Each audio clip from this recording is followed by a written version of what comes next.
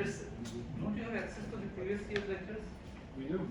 There's not, yeah. We do, but there's some difference. No, there is. But my lecture like no difference. There are some slides change. You'll get your Only one or two pages. Yeah, in anti-hypertensive because I was giving it for the first time, so yes, maybe a little bit different. But otherwise, it's the same.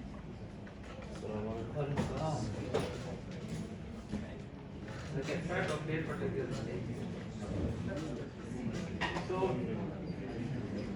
today we'll try to talk about physiology. So it will be a review. Most of these things you know. So, I'm doing different things with you. We did clinical methods, then we did pharmacology, now we are doing physiology. So, you remember your cardiac cycle and cardiac conduction? Yes. Good. So, our objective is to discuss the cardiac cycle and cardiac conduction in Conduction disease. There is a small assignment for you, and you should look into it, and we'll discuss this in our SGD by the end of the week. On Thursday. Okay? Like everyone, go through this. So you know this thing won't work on this. Yeah. So you know the pathway of blood flow, I hope. I think this thing you guys do in your high school. Yes.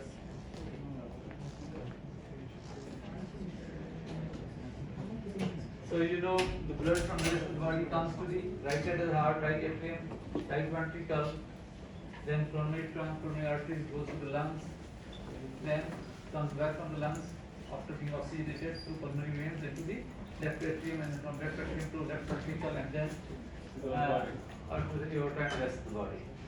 You know this cycle. Good. And then this is just the ventricular pumping action. Here ventricle, like right and left sides are shown as one unit.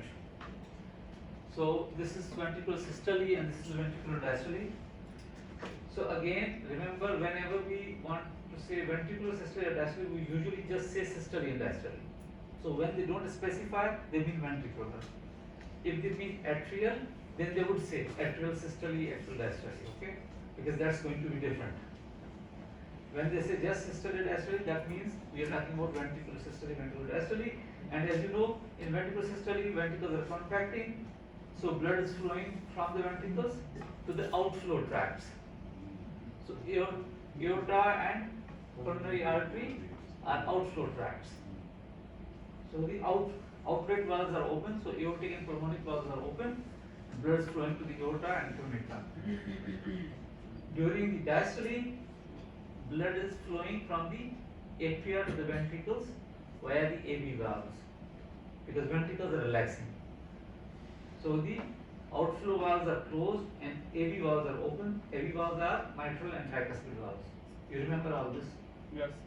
Good. So that's like inflow valves or inlet valves. Okay? And you remember the electrical conduction system of the heart? Yes. So we have SA node, AV node. Yeah, so we have his bundle of his, and then we have bundle branches, left bundle branch, right bundle branch. Bachmann's. Sorry? Bachmann's bundle, which is? Sends it to the left of the atrium from the SA node. Yeah, okay, because we reached here, so that's why. Yeah. So here you have tracts, pathways, which are conducting from the SA node to the AV node, depolarizing the atrial muscles. So obviously, SA node is located in the right atrium, so it has to go to the left side as well. So we have another pathway, which our friend mentioned. So the left and right bundle branches, and then we have the Purkinje fibers, which depolarize the whole myocardium. Okay, and the left bundle branch has anterior and posterior fascicle, because there is a block of each, like which can happen in one fascicle as well. Good. So the specialty of this thing is that we have rhythmogenic cells, pacemaker cells, in these AC and AV nodes, which have different characteristics. We'll go into those. Now in this lecture, for me, the most important slide is this one, and then there's another one, which is this one. Okay, so we need to spend a lot of time and discussion on these two slides. So, have you seen this thing before? Yes. Yes. And this was there in my initial lectures as well, CL1 and 2, so the clinical methods lecture. So this is very important. You need to understand this to understand the overall like changes in pressures and changes in the blood flow. Okay. So let's start with this point where the ventricular systole starts. Okay. Have you seen this thing before? Yes. Because then I can hurry. If we have time in the end, then probably we can revisit. We will do JVP here as well as part of this figure, and then we can revisit JVP, which couple of slides from our previous session, which we missed last time. So again, anything blood or anything which has to flow or like any air, it needs pressure gradient. If there's a valve, for the valve to open, the pressure has to go beyond a certain threshold for it to flow from one side to the other side. So for blood to flow from atria to ventricles, so again when the atrial pressure goes above the ventricular pressure, only then the AV valve will open and the blood will flow from the atria to ventricle. Similarly, when the pressure of ventricle goes above the aortic pressure, only then the aortic valve will open and the blood will flow from the left ventricle to the aorta. The moment aortic pressure is more than ventricular pressure, aortic valve will close. So this pressure gradient is very important, and that's what we are trying to understand. So here we have the top, this reddish line is aortic pressure, and this purplish line is left ventricular pressure, and this green dashed line is left atrial pressure. Okay. So at this point, suppose let's start from here. The systole starts. So at the start of systole, the mitral valve is closing, and so the tricuspid valve will also close on the right side. We are looking at the left side, but the right side, the tricuspid valve will also close. So this closure of mitral and tricuspid valves will produce some vibrations, which will be heard as S1 at the beginning of systole. Okay. Now this mitral valve has closed and the ventricle has started contracting, but the aortic valve has not opened yet because the aortic pressure is higher than ventricular pressure. Okay. So ventricular pressure has to go more than aortic pressure. So during initial phase, before the aortic valve opens, so there is rapid increase in pressure because now both valves are closed. So blood is not flowing anywhere, then it is contraction, so the pressure will go up rapidly. We call this isovolumetric contraction. And the moment the pressure goes above the aortic pressure, the aortic valve will open. And then there will be a rapid ejection of the blood from the ventricle to the aorta. And as there will be rapid ejection, because ventricles are contracting at the moment, so the ventricular pressure is also going up, but the aortic pressure is also going up, as you can see here, because the blood is flowing into the aorta, so which is increasing aortic pressure as well. And then there is a reduced ejection. Still, the ejection is going on, but the pace is reduced, and then the ventricular pressure goes down because now it's about to start relaxing. So the pressure goes down below the aortic pressure, so aortic valve will close. Still, the mitral valve has not opened. The aortic valve has closed. Now there is relaxation. Diastole of ventricles has started. So the pressure will go down rapidly because both valves are closed. So nothing is coming inside, and ventricles are relaxing. So the pressure will go down rapidly. So there is a rapid decrease in ventricular pressure, which is isovolumetric relaxation, because there is no change in volume. And the moment it comes below the left atrial pressure, then the mitral valve will open. And before that, when the aortic valve closes and also the pulmonic valve closes, it produces again some vibrations which will produce S2 heart sound. So closure of aortic and pulmonic valves will produce S2 heart sound. Okay. And sometimes they name it as A2 and P2 because there may be slight delay. So you may be able to appreciate the split between these A2 and P2 components. And when the mitral valve opens, now the ventricles are relaxing still, and the moment the mitral valve opens, there will be a rapid filling, ventricular filling. The blood will flow rapidly from the atria to the ventricle. So rapid ventricular filling, and that will be followed by reduced ventricular filling. Again, this is passive filling. Towards the end of it, there will be atrial contraction, which is shown again on this side. So towards the end of diastole, ventricular diastole, there is an atrial systole, atrial contraction, because now atria are depolarizing for the next cycle. So because of that atrial contraction, now there will be slightly more ejection with a little bit more pressure. Okay, so more volume will flow in, and then the mitral valve will close, and the next cycle will start. Is that clear? Yes.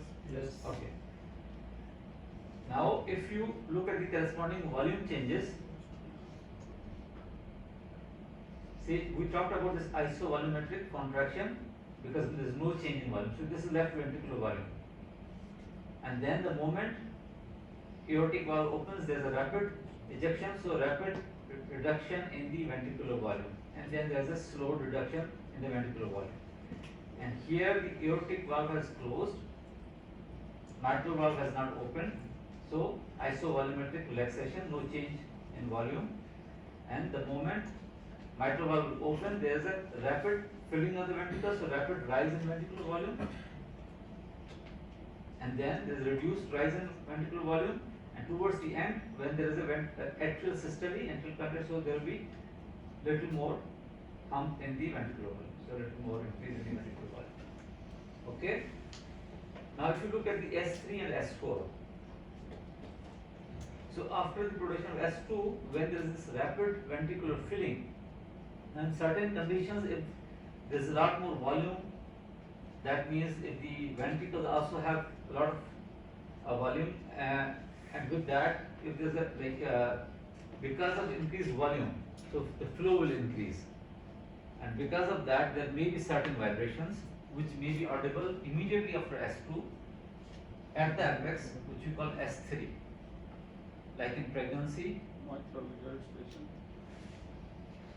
Yeah, in high volumes. So atrial regurg, mitral regurg, so those are high volume states. So ventricles have higher end systolic volume, as well as more blood is coming from the atria as well, because they also end up having more volume. That can happen in thyrotoxicosis in early pregnancy, in aortic regurg, mitral regurg. Also, it can happen in children, in adolescents, and as well as in athletes. So it can be pathologic, can be normal. Okay. So this is like more volume because of increased volume. So you hear these vibrations, which are S3, which are at the, like you go in orders S1 and S2, and immediately after S2 there is S3. Okay. So at the beginning of diastole. Towards the end of diastole, you can hear a fourth heart sound just before S1. Okay, so it's pre-systolic sound. Now this is most of the time pathologic. In elderly it may be present, but usually it's because of pathology. The pathology is because you see at this point there is atrial contraction. So atria are pushing blood with increased force now at this point. And you see there's a rapid increase in ventricular volume at this point as well. So if for any reason the ventricles are not compliant, if they are hypertrophied, so the ventricles are not that compliant. So when the blood comes in against a stiff ventricle, so the pressure will again go up, and that will produce another sound which we call S4. So this is pressure overload. S3 is volume overload, S4 is pressure overload. So it's atria contracting against stiff ventricles. So it's usually like ventricular hypertrophy, pathologic conditions. Okay. Again, S3, S4 both may be present in heart failure. Okay. Depending on like what sort of situation is there. Is it because of hypertrophy, diastolic dysfunction, or is it a systolic dysfunction? You haven't done heart failure yet. No. Okay. Similarly, these are right atrial pressure which correspond to the JVP. So similar to the left atrial pressure, there is slight difference, but they are similar to that. They follow the similar pattern. So you have A wave, which is atrial contraction, atrial systole, atrial contraction. So that increases the atrial pressure as well, which will be reflected in the JVP. Okay. So this is A wave because of atrial contraction. So can you name a condition where this A wave may be absent?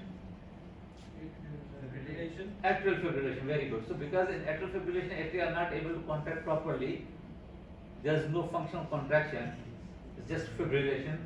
So there won't be any A wave in JVP. So you don't see any P waves on ECG, and you don't see any A waves on the JVP. Okay. And then we have this notch, which is C wave, and which is Yes. The ventricles, the mitral valve. yeah, but here we are talking JVP, so we are talking about the right side of the heart. See, so it's tricuspid valve. So it's tricuspid valve bulging into the atrium. So during the ventricular systole, so initially as the tricuspid valve will close, it will bulge in the right atrium. So it will again produce one more notch. So there's a descent. Actually, after A wave, the descent starts, and then you will see this notch. Here it's showing more than A wave, but if we look here, so you see the A wave is more prominent, and the C wave is more of a notch in this descent. Okay, and then you have CX descent, which is because of Relaxation. it's not relaxation. Atria relaxation. Yeah, one thing is atria relaxing because it's atrial diastole. So atria relaxing. The other thing is the tricuspid valve ring descends because ventricles are contracting. So in that phase of contraction, it kind of like pulls down the tricuspid valve ring. So that temporarily like kind of increases the volume or space for the atria, and atria relaxing as well. So that produces this AX descent, which is like you can see properly here. And so this notch is because of C is because of as you said the tricuspid valve bulging into the atrium, and this whole descent is because of atrial relaxation and descent of the tricuspid ring during ventricular systole. Yeah. So atrial systole, closure of the tricuspid valve, peak pressure, yes, descent due to downward displacement of the tricuspid ring during systole as well as atrial relaxation. Now we have this V wave. This V wave, which is because of this atrias are filling now towards the end of atrial diastole and ventricular systole. Now atria are kind of full of blood, so as they are full, so then the pressure goes up because still the mitral valve has not opened. So now the pressure is going up. So that's the V wave. And as you can see, this V wave here, and this V wave is because of peak pressure in right atrium immediately prior to opening of the tricuspid valve. Okay. Now, if someone who has regurg, okay, let me finish this and then we'll come. And then you see this VY descent, which is because of Ventricular filling. Ventricular filling. yeah, so rapid ventricular filling. So the atrial volume goes rapidly down, so the pressure goes down. As you can see, this rapid ventricular filling. So as the pressure goes down, and here you can see this VY descent. Descent at commencement of ventricular filling. Okay. There are certain disorders mentioned here, I think. So at least you know, if there is right heart failure, there will be JVP will be elevated. Even if, besides going into specific waves, overall JVP will be elevated. So you will see an elevated JVP. And then there is something called hepatoabdominal-jugular hepatojugular reflux, which has kind of like when you press on the right hypochondrium, the JVP will rise. And that may be sustained. So there's a rise and then it comes down. But in heart failure, it may be sustained. Pulmonary embolism increases the right heart pressure, so there will be JVP elevation. Atrial fibrillation, absent A waves. Tricuspid stenosis, giant A waves. Now, complete heart block produces cannon A waves. Why? Because maybe there's contraction between the ventricle and the atria, so pressure will go very, very high at the same time. Yes, so usually like when the atria contract, Ventricles the AV valve is open, the blood is flowing from the atria to ventricles. But complete heart block, this synchrony is lost. So atria and ventricle are contracting on their own. So sometimes what happens when the atria contract, ventricles are also contracting, AV valve is closed.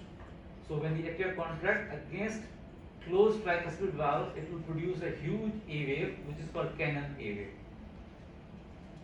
which is bigger than giant A wave. So there is A wave, normal A wave, then there is a giant A wave, which is in tricuspid stenosis. Okay. So because the now outlet is narrowed, tricuspid valve is narrowed. So when the atria contract, obviously there will be more pressure, which will be reflected as a giant A wave. Right? But if the tricuspid valve is completely closed at that time because of complete heart block, then it will be even a more giant A wave, which we call cannon A wave. Okay? So it's a variation of the same A wave. If it's atrial fibrillation, A wave will be absent. Okay? If there is tricuspid regurg, so then you may not see this descent. Which descent here? Ventricular system. So if There will be no dichotic notch. and that is for the Regurgitation. but I'm not this dichotic notch. We talk about arterial pressures. Here we talk JVP. So what happens? Blood will be flowing in the atria as well. So the pressure will not go down that much. So you will not see this descent. Like this descent may not be there or may not be prominent. Reduced descent. Okay.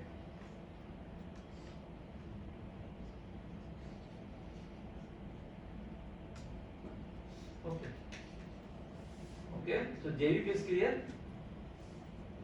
And this was our, so usually we measure JVP at 45 degrees. Okay. If someone is dehydrated and the JVP is not visible, if this is below the thoracic cage, then it will because if it is lower than thoracic cage, it won't be visible. So you need to make them lie down so that it becomes visible. Or if someone is like has elevated right heart pressure so much that the JVP is in the neck above here and you cannot see the upper end, so then you need to make them sit up and it comes down. Okay, and then it will be visible.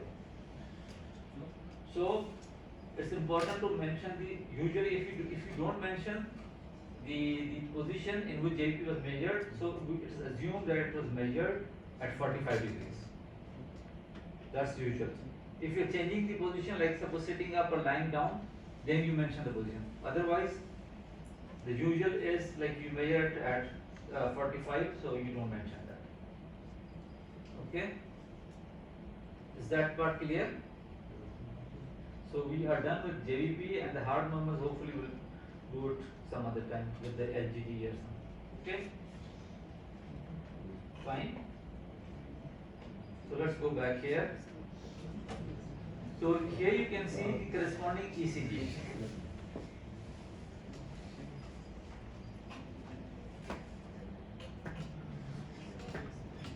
So you are familiar with the ECG, huh? Yes. So you can see there is a P wave, and that is followed by the atrial contraction, atrial systole. Then you have at the beginning of the systole you have QRS complex, which is depolarization, which is followed by the mechanical contraction. So there is a electrical depolarization, then there is a mechanical contraction. Okay, so mechanical contraction persists for longer. It goes from here to here. Okay, while we have a repolarization phase, which is represented by T wave, which finishes towards the end of mechanical contraction, and then we have diastolic relaxation, and then we have another P wave, which will lead to another cycle. This is the same thing, but I've just put it here because this previous one is showing only one cycle, this is showing two cycles. So here you can see the atrial contraction followed by this like diastole, like towards the end you have atrial systole. So like in one go, and you can see the rise in ventricular volume and rise in the atrial pressures, and you can see its relationship with the P wave. They haven't shown the fourth heart sound, and they haven't shown the right atrial pressure, so that's why I preferred this picture. But just to show you two cycles, like consecutive cycles, I put this figure here. Okay, so is this part clear? Yes. Okay, so you remember Starling law of the heart, Frank Starling curve of skeletal muscle contraction or cardiac contraction. So what is that? Who's talking? Sorry. Yeah. Increased? Okay. Yeah, increased tension and increased stretch will produce increased force of contraction. And that is true for? No, you don't agree? You don't agree? You did this. You were somewhere else? Yeah.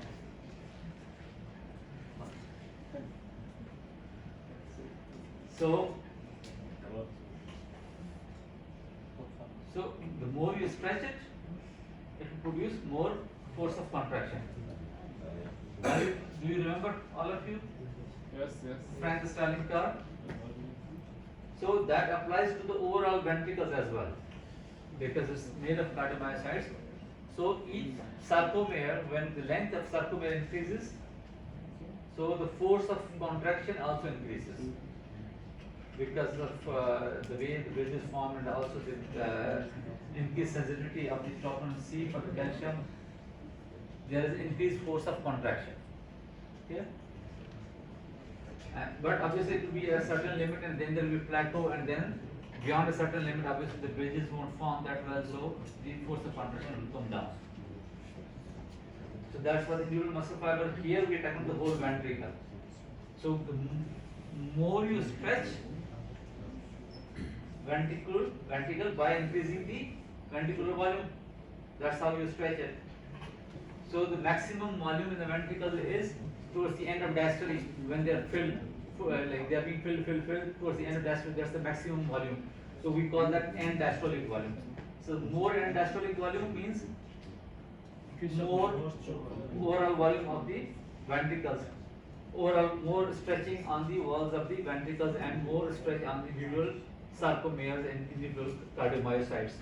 That will produce more contractility, and that will increase the stroke volume. Okay, so this graph is showing you the relationship of ventricular end diastolic volume with the stroke volume. Okay. Yes. Now this is in any normal situation, but this can change in different situations. So suppose if you can, one thing is the contractility will increase with the increasing ventricular and diastolic volume, which can also and which will also be affected by the preload. More preload, more end-diastolic volume. So if you increase the preload or end-diastolic volume, stroke volume will increase in a normal situation. But if you stimulate the heart through other mechanisms, like by like adrenergic stimulation, by increasing the catecholamines, suppose during exercise. So even for the same end-diastolic volume, there will be more stroke volume, more contractility. Even for given same amount of end-diastolic volume, it will produce more force of contraction because of adrenergic stimulation.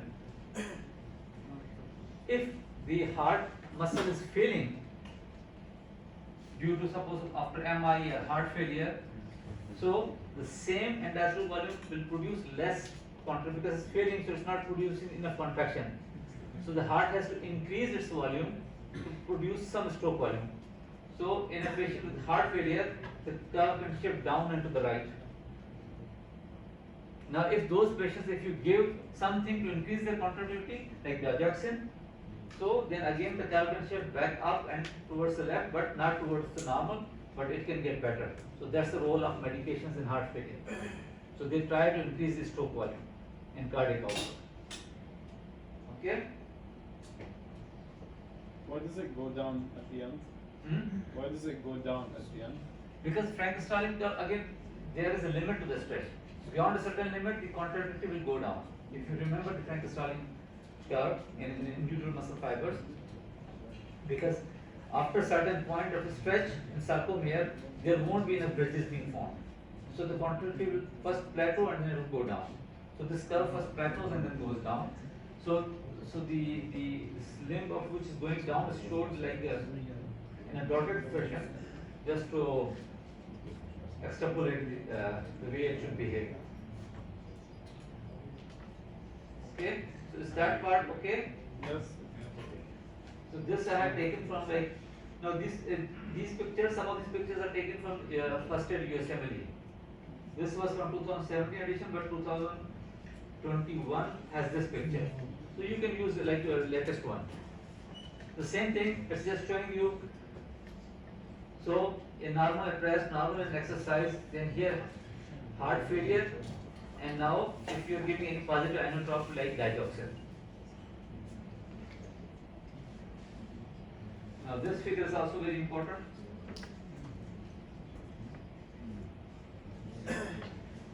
Are you familiar with this one? Yes. No? Yes? Yes. Okay.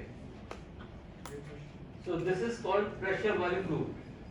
On y-axis you have left ventricular pressure and the x-axis you have left ventricular volume. Volume at the end of systole, which is the lowest volume a ventricle would have, like all volume is ejected, whatever is left we call end systolic volume. And the volume at the end of diastole, which is the maximum volume in the ventricle, is called end diastolic volume. Okay? Now let's start. The black loop is the normal one. So let's start again from the systole. Mitral valve closes. Systole starts. Aortic valve has not opened, so there is isovolumetric contraction. So pressure is going up, volume is same, and diastolic volume is same. Now the moment it goes above the aortic, so aortic valve opens. There is ejection, rapid ejection, slow ejection. So the volume is going down, down, down, and at the end systolic volume, the aortic valve closes, ventricles are relaxing, so pressure is going down, and then the mitral valve opens. Okay, and you know this is where we will have aortic valve closure S2, mitral valve opening S1. Now when the mitral valve opens, we have rapid filling, which sometimes might produce S3 in some situations, and then reduced filling, and towards the end, before the mitral valve closes, it might produce S4 if there is hypertrophy or non-compliant ventricles. This was normal loop. Now whatever volume we eject, we call it stroke volume, which would be end diastolic volume minus end systolic volume. Is that clear? So stroke volume is end diastolic volume minus end systolic volume. Clear? Yes. Now listen. Now next part is very important. Now in abnormal situations, this pressure volume group might change. So suppose if you increase the preload, so there will be more ventricular filling, so there will be more end diastolic volume. So this green curve. So there will be more end diastolic volume. So when you have more end diastolic volume, again when the contraction comes in, so you will be able to inject more volume, and you will end up at the same end systolic volume. So the result is increased stroke volume. So if you increase the preload, it will increase the stroke volume. Okay. But suppose someone who has aortic stenosis, increase afterload. So if you increase the afterload, our aortic pressure, like in severe hypertension, aortic pressure is high. Now the ventricles will need to contract more, will need to generate more pressure to open the aortic valve. So you see the ventricular pressure is going up.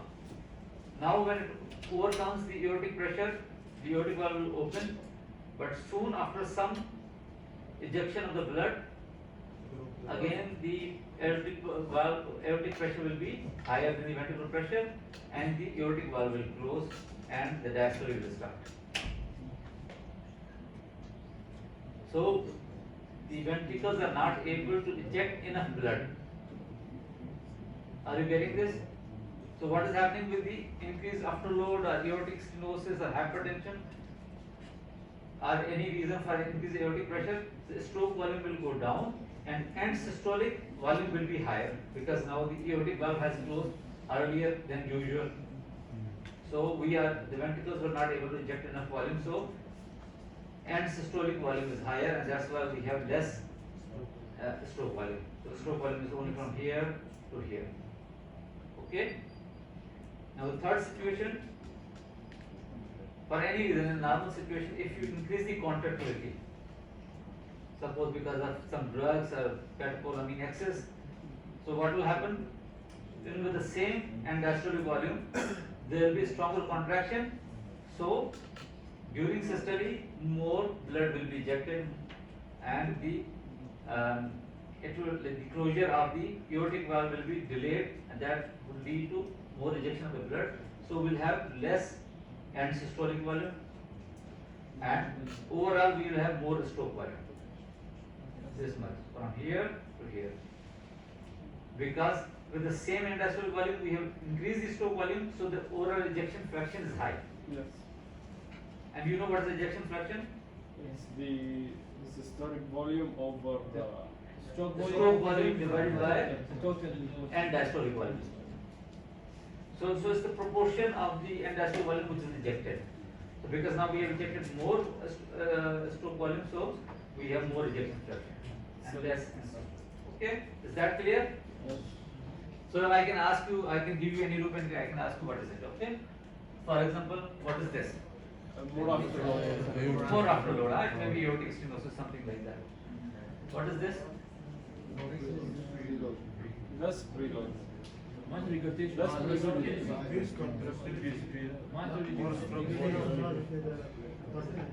Mitral stenosis. Mitral stenosis. I like headache. Less filling.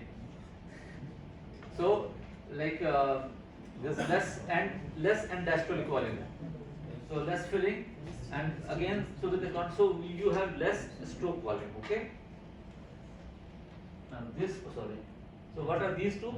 Regurgitation. One is aortic regurg, the other one is mitral regurg. And we have, like, I've put them separately as well. So this is aortic stenosis. Okay, or any reason for increased afterload. So you have more increased left ventricular pressures, increased end systolic volume, no change in end diastolic volume, and decreased stroke volume. So this would lead to ventricular hypertrophy, decreased ventricular compliance, and increased end diastolic pressure for given end diastolic volume. Is that part clear? Yes. Everybody? Yes. So see if the ventricle is stiff, so for any given end diastolic volume, the pressure will be higher. So there will be increased end diastolic pressure for any given end diastolic volume. Now this one, Aortic regurgitation. See, this is a tall V wave. V wave is very tall. Mitral regurgitation. Mitral regurgitation. So no true isovolumetric phase, and there's a decrease in systolic volume due to decreased resistance and increased regurgitation, and the stroke volume has increased. Okay, because for a volume of ejected blood volume is more, but it's going like forward as well as backward. So if you count both, so the stroke volume is more. So mitral regurg, and this one is aortic regurg. Good. And this one? Mitral. Arterial stenosis. Good. Now let's come here. The next part. Okay. So you remember action potentials? Yes. Everybody? So can someone tell me how the cardiomyocyte, so in heart we have two types of cells. We have cardiomyocytes, we have pacemaker cells. Okay? So this is cardiomyocyte action potential. So how this one is different from the skeletal muscle action potential? You have auto. Calcium channels. No, this is cardiomyocyte, this is not pacemaker cell. Gap junction. No. Yes, good. The cardiomyocytes have gap There junction. is no plateau in skeletal muscle. Yes, there's no plateau in skeletal muscle. Good. We have plateau here. This plateau is not there. So this is myocardial action potential. This is cardiomyocyte. This is not pacemaker cell. So here, as you know, when it reaches its threshold for depolarization, so because of any stimulation which comes from the pacemaker cells, the sodium channels open up, voltage gets sodium channels. So there is rapid influx of sodium to cause depolarization. So this is phase 0. So phase 0 has which current? Predominantly sodium current. Good. Then we have phase 1, which is rapid repolarization, early repolarization, which is because of potassium, outward potassium current, efflux of potassium, which is initially not that much because all potassium channels haven't yet opened. There is some potassium efflux which leads to initial repolarization, which is phase 1. So phase 1 is dominated by which current? Potassium current. Good. Then we have phase 2. What is happening now? Calcium channels are opening up and the calcium is coming in. Potassium is going out, calcium is coming. Now sodium channels are now inactivated. So now this calcium inward current balances the potassium outward current. So there is a slight plateau in the repolarization. So this is phase 2. So phase 2 has which currents? Calcium and potassium. And then phase 3, where the now calcium channels have closed, and more potassium channels have opened, so there is more efflux of potassium. So there is a repolarization now of the cell back towards resting potential. Okay? Is that much clear? So phase 3 is dominated by potassium current. Okay. And so is phase 4. Now phase 4 has couple of things. It has leaky currents, potassium is going out, sodium is coming in, calcium is coming in. And it has two exchanges. All these things maintain the resting membrane potential in phase 4. Now we have sodium potassium exchanger and we have sodium calcium exchanger. Now sodium potassium is ATPase dependent, okay? Now this pump, what is it doing? It's Restoring the gradient. Yeah, it's taking out the sodium out. Huh? When the sodium is more out, so then this exchanger works because of this more sodium outside, less sodium inside. So this exchanger brings in sodium and takes out the calcium. Okay. If you do not allow this exchanger to work, either directly or by inhibiting this one, so what will happen? More calcium will stay Inside. inside. If you have more calcium inside, what will happen? Less contraction. More contractility. More contracted, it's less rate. We'll come to the rate later, but let's start with contractility. So if you have more calcium inside, More you need contraction. calcium for contractility and depolarization inside. Sorry? It's not contraction. Okay.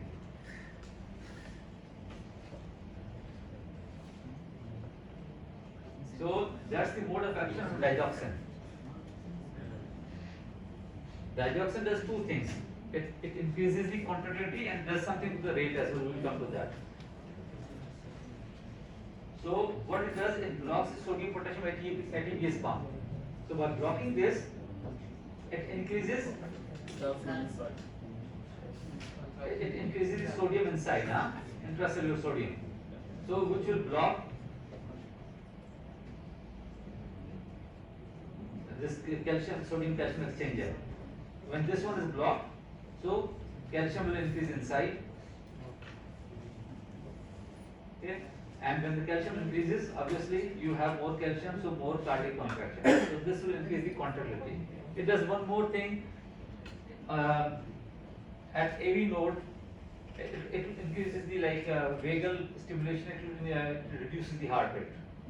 So digoxin has a role in reducing the heart rate. So in atrial fibrillation, where there is a rapid rate, and then there is a heart failure, so you can give digoxin, which will help both. It will reduce the rate as well as increase the contraction. Okay, so two separate mechanisms, but this one is happening in the cardiomyocytes to increase its rate. Also, increase its contractility. Rate is for the pacemaker cells over there. So different mode. Okay, clear? Yes. This one is from your newer version of the USMLE first aid. So just shows the same thing. So this is the resting membrane potential where you have potassium current. Phase 0 where you have sodium influx. Phase 1 you have potassium efflux. Again plateau where you have calcium influx. And then again phase 3 where you have potassium efflux. Okay. Alright. Yes. And as you said, because the cardiomyocytes are connected by gap junction, so they work as a syncytium. Okay, these cells are connected with each other. Now, pacemaker action potential. Now, does anyone know how it is different? Yes. Leaky sodium and potassium channel. There's Good. no fast sodium channel. Sorry? No fast sodium channel. Okay. There's no phase 1 and phase 2. Good. The calcium channel replaced the fast sodium. Yeah. Okay. There is no plateau. No plateau. Good. So here we have phase 0, phase 3 and phase 4. So phase 1 and phase 2, and then again phase 0, as you guys said, is determined by the calcium current, not the sodium current.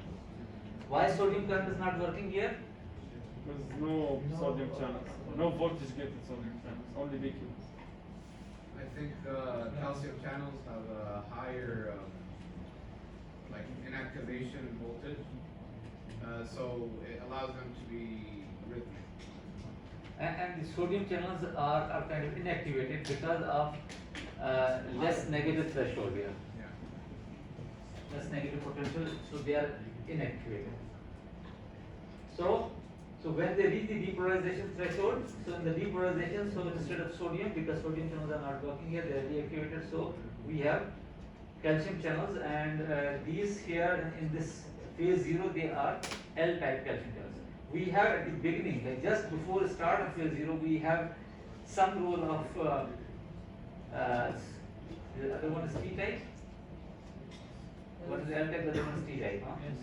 So here we have T-type calcium channels, they have a role just before the threshold. But in phase 0, it's L-type calcium channels. So it's the calcium current in phase 0 are the pacemaker cells. These are the cells which are also called they determine the rhythm of the heart. So rhythmicity, automaticity, pacemaker thing. So here we have phase 0 calcium current, and then we don't have phase 1 and 2. We have phase 3, which is again determined by the potassium current. So repolarization is because of potassium. Now the most interesting part is the part which is responsible for automaticity is phase 4. Again in phase 4, here we have different types of channels. We don't have the usual sodium and potassium channels which we have in the cardiomyocyte. These are also called funny channels, or H channels. They are hyperpolarization dependent, and they are like cationic channels. So they are mixed sodium and potassium channels. They are not very specific for only one type. So there is gradual, slow inward movement or influx of sodium and potassium through these channels, which slowly depolarizes the cell, and then when it reaches its threshold, then there is phase 0. So this funny current, H current, is responsible for the automaticity or rhythmogenicity of pacemaker cells.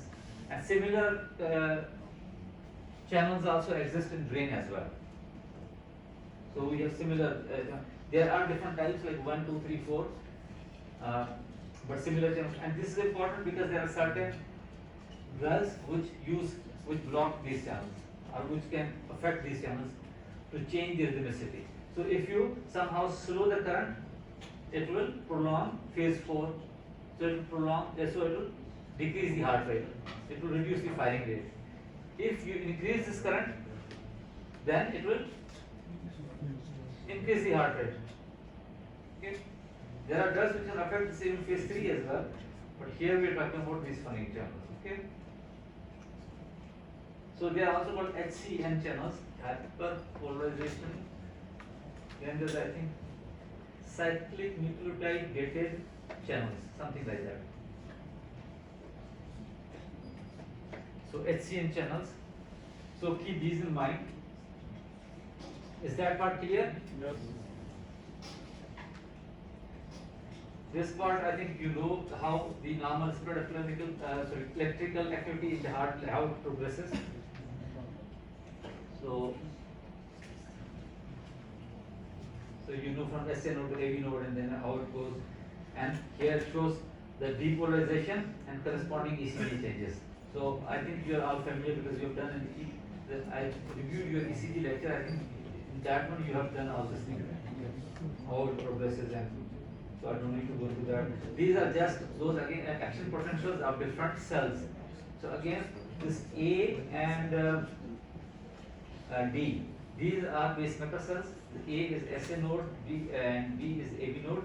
The remaining are the cardiomyocytes. So again, you can look at the ventricular muscles and the corresponding. So this is just the moment the SA node is depolarizes, fires, how it progresses, the timeline, and then the cardiomyocyte depolarization, the changes in the ECG.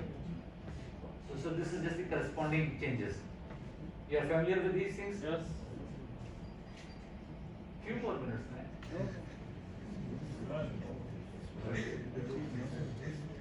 These are single cell recordings and this similar thing but a different resource. So this gives you more description. I think you don't want to go into these details. Okay. This is just to show you in the pacemaker cell, if you use catecholamines or sympathetic tone, if you increase sympathetic tone, so that current of the funny channels will increase, and this will change the slope of this depolarization. So this is normal intrinsic activity of the pacemaker. Now if you increase the sympathetic tone, it will increase the slope, it will make it more steeper, and that will increase the heart rate. Okay. And if you increase the parasympathetic tone, so it will reduce the slope and it will delay the depolarization, which will reduce the heart rate. Here, just one thing is shown here. You can see, so this is like reaching the threshold, depolarizing, repolarization, reaching the threshold. Here you give the sympathetic stimulation. You see the quicker reach of the threshold and resultant increase in the heart rate. Instead, if you do a vagal stimulation, so it will slow the depolarization and reaching the threshold and will reduce the heart rate. Okay? Yes. So there are different things like adenosine, acetylcholine, they will reduce the pace and the heart rate, while the adrenergic stimulation will increase the pace and heart rate. Okay? I think, did you do this re-entry phenomenon this morning or you? Huh? Yeah. You this morning, huh? You done the re-entry phenomenon. Yeah. The most. Flutter. Yeah. So. Is it not the flutter block? Flutter is like one type of ticket, but like when you speak of arrhythmias, there are different mechanisms. One of them is re-entry phenomena, which is the most common underlying cause of tachycardia. So again, just briefly, very briefly. Time's up. So if there is a transient block, so this can go into a cycle. I don't know. Did you do this re-entry phenomenon this morning? You should do re-entry. This is very important. Like it's part of as part of your hopefully you have a PBL as well as you have lectures on tachyarrhythmias and bradyarrhythmias. So you should do the mechanisms of these arrhythmias. And one of the mechanisms is re-entry phenomena. So this is like it's going in both directions normally, but if there's a block, so what happens? This goes this way, and now because you know there is a refractive period, but because of this block, now this part is not in refraction, so this will go like this, and then it will enter into a cycle. But details you will do with the clinician. This is food for your thought. These are the mechanisms of different antiarrhythmic drugs. So just can you tell me? This drug is working on which channels? Here you have sodium current. So if any drug which is delaying this phase 0, so obviously it's working on sodium. This one is also working on the sodium channels. This one is also working on the sodium channels. So sodium channel blockers. Have you done antiarrhythmics? No. Yeah. So you will see there is a class of drugs which is working predominantly on sodium channels. Then there is a class which is working on beta adrenergic receptors. So beta blockade. So it will slow down the rhythmogenicity. Here you have potassium current. So if you are delaying this, so you are blocking the potassium channels. And this one is doing two things. It's also slow rise of the action potential. So probably calcium channels here or sodium channels. Here you have calcium channels. So these are different classes. 1, 2, 3, 4. Probably 1A, 1B, 1C, and then probably 2, 3, and 4. So just keep this figure in mind, and we will do details in the anti-arrhythmic factors. Okay? And you can read from the first aid, USMLE step 1, and if you want details, then you can use these two books. This Moral and Physiology is really good book. And these books are available on Access 27. This is not.